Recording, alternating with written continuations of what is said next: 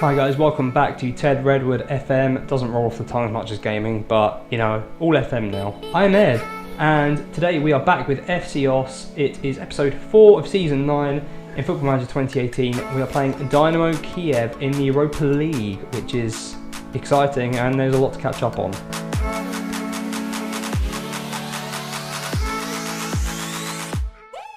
Obviously, if you like today's content, please do remember to like and subscribe. Really helps the channel out and lets me know that you're enjoying the content and you want me to carry on, basically. One day this will get less awkward. But yes, let's jump into it. I think I showed you this Napoli game, but I honestly can't remember. But since then, a lot has happened. We've gone through all the way to mid-February, basically. So we've had the winter break, we've had the January transfer window. So we'll cover results quickly and then jump onto any transfers. So let's break it down like this. Firstly, the league. So this is all just Eredivisie stuff, and we'll do the same for the other competitions. So we beat VVV 2-0 away from home. Rahak and Zuniga on the scoreline. A 1-1 draw. I'm not going into details of this because honestly it's been about 2 weeks since I recorded. A 1-1 draw against Feyenoord in the league, who were going quite well at the time. So hopefully we're doing better now. You can see we're first, but we'll have a look at the league properly in a minute. As you can see, it's not all been plain sailing. We beat Fortuna 2-0. Michael Marta getting on the score sheet twice there. Smashed Roda 5-2. I know we gifted him a couple of goals in that one, but Marta again twice, Verheyen twice, Boghosian once. Followed by a 2-2 draw against Willem 2. So just as we start to get ahead of steam, it was really unfortunate to get this draw, I suppose. But it happens. Sometimes these things happen when you feel like you're on top. Next up was a 5-1 smashing of Heracles. Unfortunately, I got one back in the 90th minute just to stop us getting a clean sheet. I mean, it saves us some money in bonuses, but we all like a clean sheet. Marta twice. Romero, who I'm going to have to talk to you about. Rahak and Gretarsson getting on the score sheet. I mean, no one watches this really, but I'm excited for Romero anyway. Then a 1-0 defeat to Utrecht. We went 1-0 down in the 17th minute, and then Prazak got himself sent off in the 53rd, and we just didn't really offer anything, so that's what happens. You lose. And then just come back from a 1-0 defeat to Utrecht, we smashed as 5-0 in the league. Boghosian twice, Gretarsson twice, and Michael Marta once. Man, these names that are appearing have been here for so long now, it's crazy. And then just to jump back into the schedule itself, I'm not 100% sure why I filtered stuff out, because you saw us play Napoli, I think, and win. If you didn't, we won 3-0. I'm so sorry. And there's a lot more that's gone on if that's not the case. But yeah, no, we played Dynamo, and then Napoli, and then Dortmund. So you've probably not seen this. You've probably not seen a lot, actually. Basically, yeah, we're first in the league, and we're in the Europa League. We knew that. We knew I was in the Europa League, though. But yes, the Europa League draw did happen. We are in the last 32 against Dynamo Kiev. I'll bring you the first leg. Depending on what happens there, I might bring you the second leg, but we'll see. But in the KNVB Becker, the equivalent of the FA Cup, we beat Canberra 2-0 at home, which was just straightforward. And then smashed Heerenveen 5-0. It was a pretty strong side. I'm not really rotating too much for these ones because I kind of want to win them. So yeah, we're in the semi-final against Excelsior. So that should be a winnable game.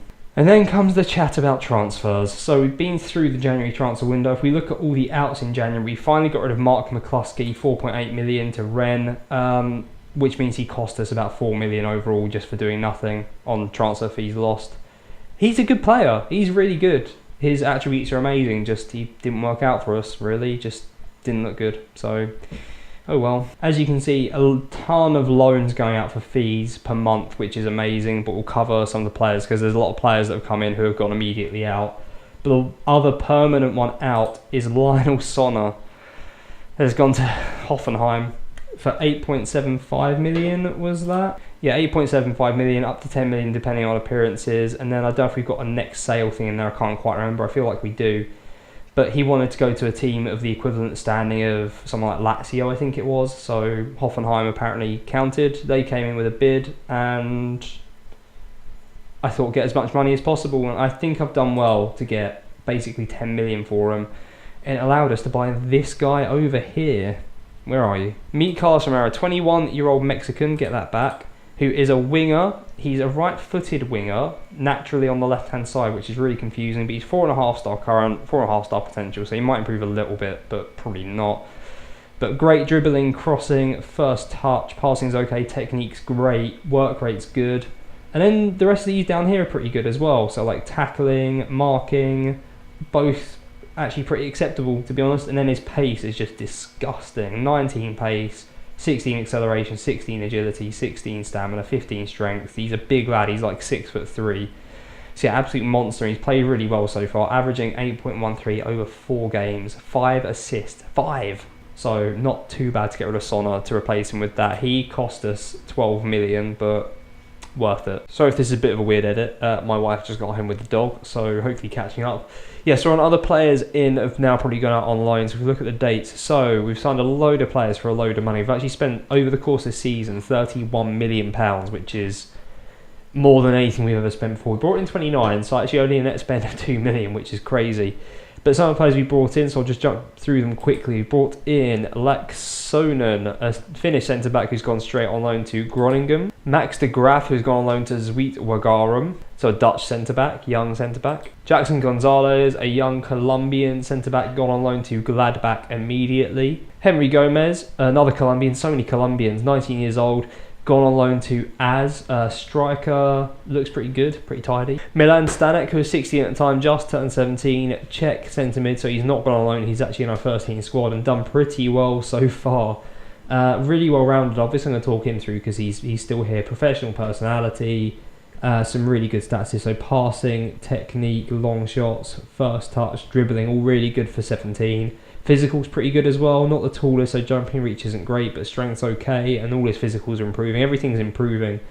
17, mental's real good as well. Yeah, I'm excited for him, he's going to be good. Vincek, I think I went through before, we've signed him for 2 million and he's gone on loan to Willem too. I think we've overpaid, but will be a nice option to have on the left wing next season. Munoz is still here, well he's got some horrible red arrows, but I'm hoping it's nothing too bad. But an 18-year-old Colombian, he is a wonder kid, centre-back, so potentially going to be partnering Boghossi in long term. He started 5 games and got a 7.46 so far, so yeah, real good. Lucas Cabrera, who is also still with us at the moment, attacking midfielder, Argentinian, looks really similar to Almiron, who is still out on loan, so 2.5-star current, 5-star potential. Just, he looks awesome, but we don't play attacking mid, so I'm sort of bringing him on and just playing wherever. I'm hoping that's not hampering him too much, but he got some green arrows, so I assume not. And then finally, Jorge Vacasela, who is another left winger who I brought in, Ecuadorian, 19. All these guys are 2.5-star, 3-star current, and then 4.5 or 5-star potential. This guy is going to be pretty boss, although he's going to be 20 soon, but again, we kind of just needed options because I knew Sonner was on his way out, so I've sort of just signed as many people as possible, and that's what I've done over the course of the season. We've just signed a ton of players. We've got so many out on loan now, it's ridiculous. If we look at that, just so many out on loan, so many of them fee paying as well. So we are bringing a lot of money at the minute, and it sort of gives us a chance to reassess in the summer to see who's needed, who isn't, who's going to be good for the long term, because that will be our last season, is next season. So I'd like us to do well into the future and have that opportunity, but I assume the AI won't be as good at loaning out players, but I guess we'll see. But finances at the moment, we have taken a hit, obviously, because of all that. So we're on 38 million, but I think considering, I mean, when you look at this, we're getting $1 million a month from just, I mean, we're only mid-month as well, $1 million from loan fees. Our wages, player wages are 500,000, loan repayments and interest 250 or so. Like, that is covering so much. We've not had much other in terms of income. So, yeah, it's going to be fine. We've only made a little bit this month so far, but by the end of the month, it'll be massive, hopefully. So, yeah, a really long catch-up, and I hope I have made the team. I think I've set the team up the last time I was in the game. So, the team for today against Kiev is Julio Cesar. Oh, my word. Future transfers. Oh, wow. Okay, so there's a lot. Julio Cesar is joining permanently in the summer. His contract is up. We're going to be paying about 20 grand a week, which is a shame because we're currently paying nothing. But PSG weren't offering him a new deal, and I panicked. So he's getting about 20 grand a week as of summer. This guy's appeared before. Joe Sadler, Man City, under 23s. He's not really played for much ever. But Welsh, 19 years old. He's going to be 20 by the time he joins. He's also on about 20 odd grand a week, but he is sort of just there in case of a Hayden decides to do one, possibly an upgrade on him. I guess we'll see. But again, it's just another option. If not, then sell, I suppose. And out of the rest of them, it's only Thiago Reis is coming in, who is worth mentioning. The others are just sort of random youngsters who might come good, might not. But he's coming from PSG. He's going to be coming in for about £5 a week or so on a free. He's 23, so really old for a signing of mine. But just has never really had the chance at PSV. He's played a ton for their reserves. He looks pretty good, pretty well-rounded. Can probably do a job back here as a centre mid on attack. So, for the sake of £5 a week, I think he's worthwhile. But yes, back to the team for today. So Julio Cesar, who is joining permanently in June, in goal. Matusek, Munoz, Boghossian and Krizek are at the back, with Burnett and Prazak in the middle, Rahak and Ramiro on the wings, and then Marta and Gretchen up the front. So in terms of the middle, we are playing Burnett and Prazak, which is... So in terms of the middle, Verheyen has just come back from an injury, hence why he's not playing, so Prazak is filling in that role there. It's really rare for Burnett and Prazak to play together, so we'll see how it goes, especially Prazak in that centre mid attack role. It's not him at all, but he might be alright. And then on the wings, obviously Romero, the new signing. Rahak is performing just disgustingly well, as always. 7.82 in the league, so yeah, awesome. And currently Zuniga is out for up to 3 weeks, which is a shame, so he's not even on the bench today. Also love that we got the alliteration back, Rahak and Romero. We had Silva and Sonner on the wings for so long. Then we had Rahak and Sonner. And clearly, somewhere in my brain, I was like, get rid of Sonner, bring in Romero, Rahak and Romero, love it. So we get into the game, Dynamo Kiev. So we actually met them a couple years ago, 2-3 years ago in the Champions League. Made hard work of it, but beat them 3-2 both games. They don't have anyone there that I'm familiar with at all. They've got a couple of regens, but I'm not even going to bother looking at them. I think we've got this covered. I also can't remember if we've actually met them or not. I might have just lied. I know we played Zenit, and I think I've just assumed that all Eastern countries are the same country, basically. So I could go and check, but I'm too lazy. Kickoff highlight is still going. This might be pointless commentary. You might have to cut it out, but perhaps not. Dynamo Kiev, long ball up, being put through, and that was a sensational attempt from that angle. I mean, that is outrageous, but they've given it a go. They've hit the post, and we've gotten away with it. And I assume that's going to be the end of the highlight, and it is. Deary me, terrible start for us. We've actually got Romeo on the bench, so there's a name we recognise. Highlight starts with just a midfield scramble. Kiev are looking quite tasty at the moment, but Munoz gets in a challenge. Burnett finds Gretterson. Ramiro, so it's a shame that Zuniga's not playing in today's game, because Zuniga is just horrifically fast as well. You can really see it in the match engine when those guys get going and dribbling, because they've both got really good dribbling and really good speed. They're just... I don't know if they're possible to play against. I'm not enjoying the fact that Ramiro's cutting in so much, but I'm working on his left foot in training, so hopefully that comes off. Anyway, we're still building from deep here. Gretterson gives it to Marta just inside the box. The ball drops for Ramiro. The keeper has an absolute nightmare. And Ramiro puts us 1-0 up. It's not the kind of goal I expect him to score, but, you know, you take what you can get. Kick-off highlight, which nobody ever wants, unless it's going in our direction, but these can take a while. But a big challenge goes in, but it just releases Kiev, and it's 1-1 immediately, isn't it? So I suppose it's kind of fair in a weird way. And about a minute later, there is another highlight. Long goal kick from Dynamo Kiev finding Krizek. And we're just going to build here, hopefully in our own time. Munoz with a strange back heel at centre-back, which worries me, but I like it. Marta, they've got so many men behind the ball. He's got a lot to do. Rahak now on it. Finds Burnett. I think we've got to move it wide to really get anywhere here. Prazak. Gretterson, back to Burnett, really far out. They're closing down well, and we found a way through the middle here, and they've even got the tackle in, and the break might be on, and it is on unless Matusek does get on it. Rahak now, Marta's on the long ball, completely free. Gretterson's there for the cutback. He doesn't choose him. He goes for a goal on himself. Michael Marta. We really should have upgraded him by now, but you can't argue with his consistency. He's truly awesome. Throwing on the right, Matusek to Rahak. Gretchen in the middle, just outside the box, gets tackled. Tackles him back though. Burnett, who isn't really a deep lying playmaker, but he tries. Rahak does get the crossing. Gretchen's there, hits the bar, and we can't quite get the follow-up in. That's a shame. That probably would have killed the tie, to be honest. So at half-time, we go in 2-1 up. It could have been better. Could have been worse as well. I'm going to say I'm not happy, even though I'm actually happy. Michael Marta's demotivated. Sort it out, mate. Burnett with a free kick from deep, knocks it into the mixer. Boghossian's at the back stick but doesn't get on it. Ramiro, header. I mean, he's so big. He's massive. Prazak to Rahak. The Czech connection, and there's a Czech connection. It's a good connection into the back post.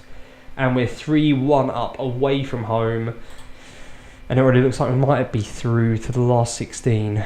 I've gone very early with that, but I'm confident. In fact, we even got a highlight, so my little monologue can carry on. Krizek, more Czech action. This is crazy how many of them there are. To Prazak, finds Rahak on the right, who has to check back a little bit, but does get a hold of it. Gets brought down, but nothing doing there from the ref. We build again. We've got, again, Matusek as well.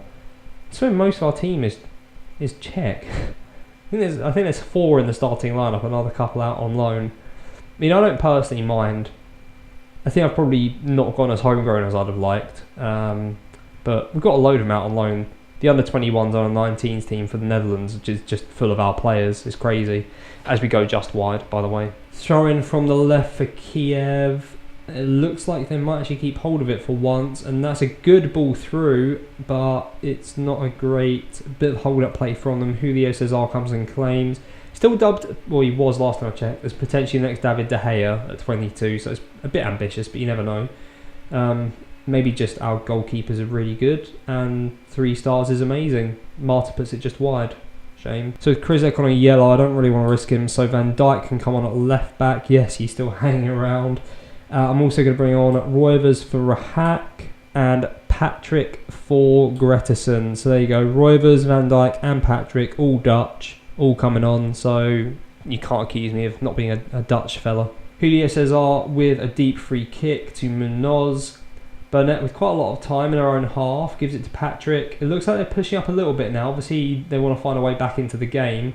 Not getting men behind the ball as quickly now. Marta does nip in and steal it. There's a couple of options at the back stick, and one of them is there, and it was Romero, and he's hit the bar, and they clear it for a corner. It was Romero, right? I've not subbed him off. Free kick to Kiev, about 25 yards out, goes straight into the wall, and they should have a chance to rebuild, and do, unless we can get challenging, which Burnett gets in 2 challenges in quick succession. That's awesome work. Patrick on the halfway line gives it to Marta. We've got runners. Romero is down the left-hand side, and drops it into the middle. No one can get the header on it, but he picks it back up, gives it to Prazak, and he hammers it into the top corner. We're 4-1 up away from home against Kiev, and that is probably the game. Well, it's definitely the game today, isn't it, with 10 minutes left. And probably the tie, to be completely honest. We're stronger than Kiev. What can you say? Please don't do this to me now to make me look like a fool. We've only got 2 men back against their 2, but that's fine. Marta on the edge. Is that Prazak puts it just wide? I mean, Prazak's that good that you can probably play in that centre mid attack position.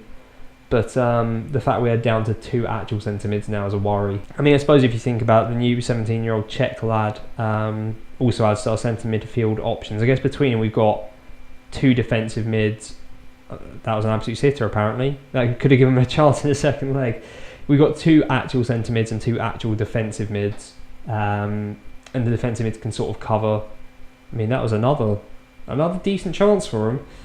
So we're actually fine in the middle. But yeah, we win 4-1. Amazing work. Good work. Woo! So there it is. A 4-1 win. We've absolutely destroyed them. I'm just going to say it was a terrific performance. Well done. We're unstoppable. In my Newcastle series, which I've just started in the last couple days, you probably would have seen it by now anyway. But I'm trying to do all the press conferences to sort myself out because I've just got into habit pressing send assistant. Anyway, let's have a quick look at the league because I didn't actually show you before. We are first, as I said. We're 3 points ahead of Feyenoord. We're 6 points ahead of Vitesse, and then it's even further back to Heerenveen. So, in a pretty good position. We've had a couple of wayward results in there, but again, a draw against Feyenoord. But apart from that, all the other teams are teams we should be doing well against. So I'm pretty confident for the rest of the season. There's only 10 games left. That's the joy of having such a short or small league. And hopefully we can retain our title for the first time, which would be nice. So with all that happening, I'm pretty confident of the second leg. Obviously I've got no idea who we're going to draw. So the next episode might be dependent on that. If we get through, I'm going to assume we are. But I do kind of want to show the semi-final of the KNVB Becker because we've not got beyond it before. And we haven't been there for so many years. So I'll probably bring you that. It's probably going to be that and a Europa League game, and we'll see about the league. I'll figure it out at a later point. Just there'll be another episode. It'll be soon. It'll be good, I promise. But if you've enjoyed that, please do like, comment, subscribe. If you're enjoying it, let me know. Otherwise, I don't know. Basically, it's as simple as that. It'll be good to see you again. Thanks for watching.